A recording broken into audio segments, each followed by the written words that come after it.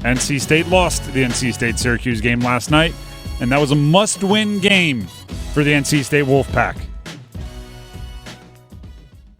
Now they have one lifeline. There's just one last-ditch effort. They can win the ACC tournament, punch their ticket to the NCAA tournament. If not, their season is a disappointment. And I don't think anyone even within that program would disagree, because when you play for NC State, when you coach for NC State, when you are a part of that state basketball program, you understand that the expectation is NCAA tournament every year.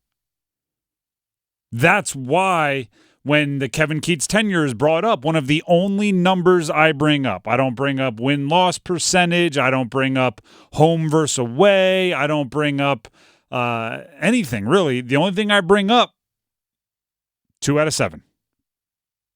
Right? It's an NCAA tournament appearing expectation. And without that, it's going to be tough. Right? You're going to look back on this season as a shoulda, woulda, coulda.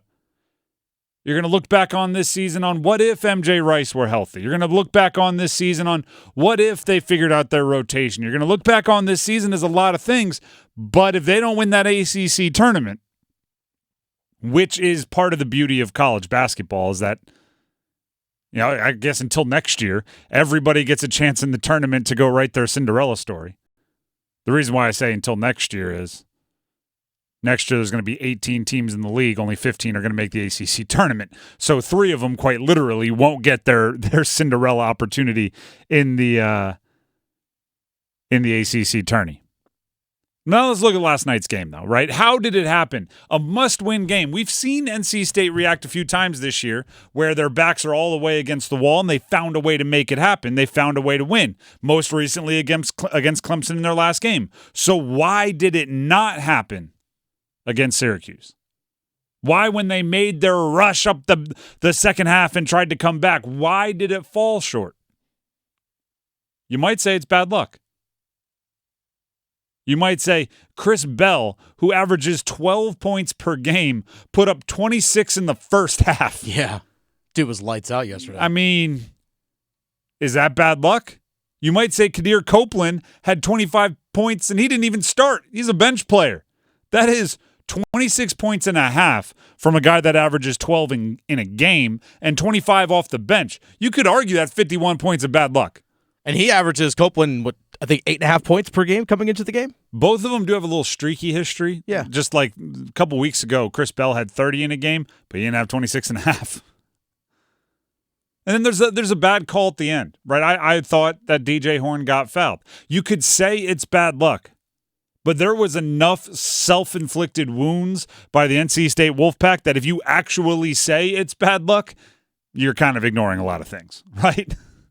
If the first thing you say is, goodness gracious, what bad luck that is, Bell and Copeland were on fire, what are you going to do about that? Then you should have started somewhere else. Well, actually, you should have started at all. The start was a big part of the problem. Kevin Keatts, head coach, with his frustration after the game. You know, maybe I have to change my speech at the beginning of the game because it didn't work. My speech at halftime worked, but my beginning of the game speech didn't work. I'm frustrated because of the fact that our start. I love our guys, and we're playing hard, and we're doing everything we're supposed to. We were in the mix, and we were right there where we needed to be, and it's just not acceptable from where I sit to have the start that we had tonight, and that won't sit well with me. How in that game do you not start well? How? That type of game struck me as like, if Chris Bell hits another 3, I'm going to have to foul out before he hits another. Like it's not going to happen again. It's every once in a while in football you see it, right? A wide receiver catches like 4 passes on the first drive. The second drive, the defensive coordinator is like, put 6 guys on him, right? Anybody but him. How did you not have an anybody but him moment with Chris Bell? Or just one person saying, either I'm going to get called for the foul or he's not like, or it's one or the other, right? I'm going to get called for the foul or I'm going to stop him. I'm going to be physical with him. I'm going to deny. Well, I don't think he scored in the second half. He finished with 26. Now, 26 in the first half. Yeah, I know. But here's the thing. Judah Mintz had 0 in the first half and then 15 in the second half. And then he got every call. There was some of that also. A lot of calls. Other than DJ Horn, NC State shot 1 for 9 from 3. This is a team that needs spacing. They crave spacing. They need shooters. 1 of 9, other than DJ Horn. Actually, let's just go ahead and say this. Most of my criticisms of NC State are going to come with the same caveat. Other than DJ Horn. Most of my criticisms are going to come with a big old DJ, sorry, you're not included in this, even though it's a team sport and he is. Right? They turned the ball over 10 times. They only forced 11 turnovers. This was a team at different points in the season was best in the country at protecting the basketball. Turnover margin was something that they did and do traditionally at an elite level. 10 turnovers given up. 11 turnovers forced. When that's part of your identity, it's going to be really tough to overcome. 11 and 11. I gave him too much credit. They tied in points in the paint, 34 apiece. They tied in points. I went into the game yesterday like this might be a DJ Burns game. Syracuse doesn't have the height. Their 7 top guys that play big minutes are all 6'8" or under. Could it be Diarra catching lobs? Could it be Middlebrooks with his ferociousness? Could it be DJ Burns and the footwork? Could it be? Well, it turns out Syracuse was just as good against you. And then the rolls. And I'm not talking about butter. I'm not talking about getting on a roll. I'm not talking about everybody makes a run, everybody makes a roll. I'm not talking about that. I'm talking about the roles of this team and how impossible it must be to get into a rhythm. Jaden Taylor played a ton yesterday. After systematically over the previous week or two having his minutes minimized, he played a bunch. Michael O'Connell, starting about a month ago, has been playing a ton. He could start poorly over the last few weeks, and he would have the opportunity to play through it by staying on the court. He was going to get his 34, 35 minutes. He didn't play much yesterday. How do you know what's going to happen? How? Kevin Keatts on putting themselves in a bad spot in that game. Very, very disappointing loss. And I think that's frustration on my end. And the frustration comes because of the first half. We've been a really good defensive team the entire year.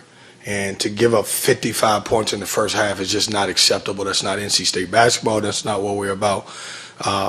I don't want a moral victory. I don't want us. Obviously, you can look at the second half, and we played a great, basketball half. But we should never put ourselves in that situation where we start the game and we don't understand scouting reports and we give up 8 threes to one guy, and we have to go in at halftime down 15. We don't understand scouting reports, and we gave up 8 threes to one guy. Yeah. Not understanding the scouting report is one thing. After he made 4 is another. Yeah.